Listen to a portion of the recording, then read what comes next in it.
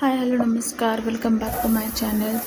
चला तर आज बनवूया शाही पनीर मसाला अगदी सोप्या पद्धतीने. सर्वप्रथम मी 3 मिडियम साईजचे कांदे बारीक चिरून घेतलेले आहेत आणि ते तेल टाकून परतून घेत आहे. त्याच्यानंतर 7 ते 8 पाकळ्या काजू, नंतर 7-8 पाकळ्या लसूण आणि 1 इंच आलं टाकून ते व्यवस्थित परतून घेत आहे. हा आपण शाही पनीरचा मसाला तयार करत आहोत.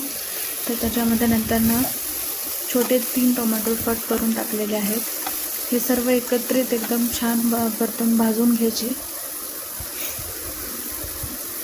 त्याच्यानंतर ते पटकन टोमॅटो एकदम सॉगी होण्यासाठी त्याच्यात थोडेसे मीठ टाकलेलं आहे आणि ते तेलात फुल फ्लेमवरती एकदम व्यवस्थित भाजून घेतले आहे. नंतर ते असे थंड होण्यासाठी साईडला एका डिशमध्ये काढून घेते आणि ते थंड झाल्यानंतर ग्राइंड करून घ्यायचे. आता एका कढईमध्ये 3 चमचे तेल टाकून त्याच्यामध्ये थोडीशी हळद, सर्व प्रकारचे आपले घरगुती मसाले टाकून घेऊया. थोडीशी हळद, त्याच्यानंतर 1 ते 1.5 चमचा लाल मिरची पावडर,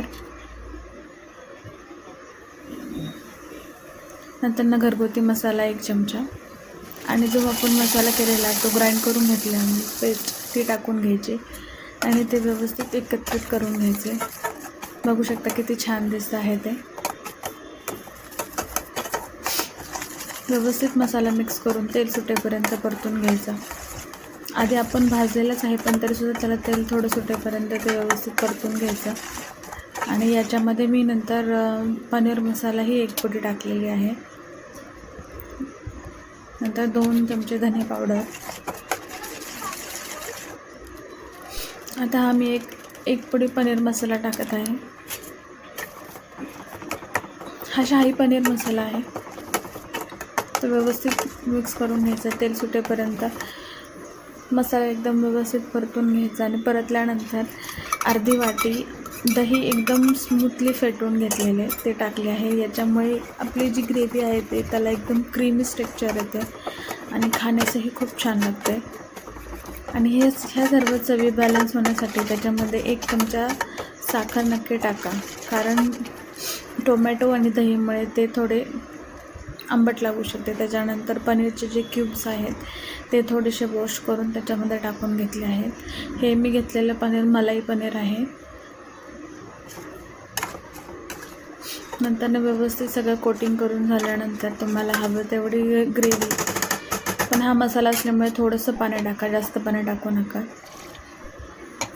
थोडंसं पाणी टाकून व्यवस्थित मिक्स करून घ्यायचे.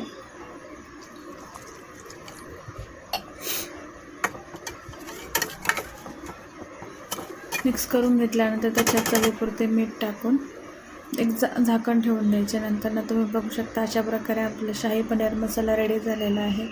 एकदम ग्रेव्ही एकदम स्मूथ झालेली आहे आणि खाण्यासही खूप छान लागतो. हा नक्की तुम्ही ट्राय करा, रेसिपी ट्राय करा. आणि तुम्हाला जर माझी रेसिपी आवडली असेल तर लाईक करा, शेअर करा आणि माझ्या चॅनलला सबस्क्राईब करा.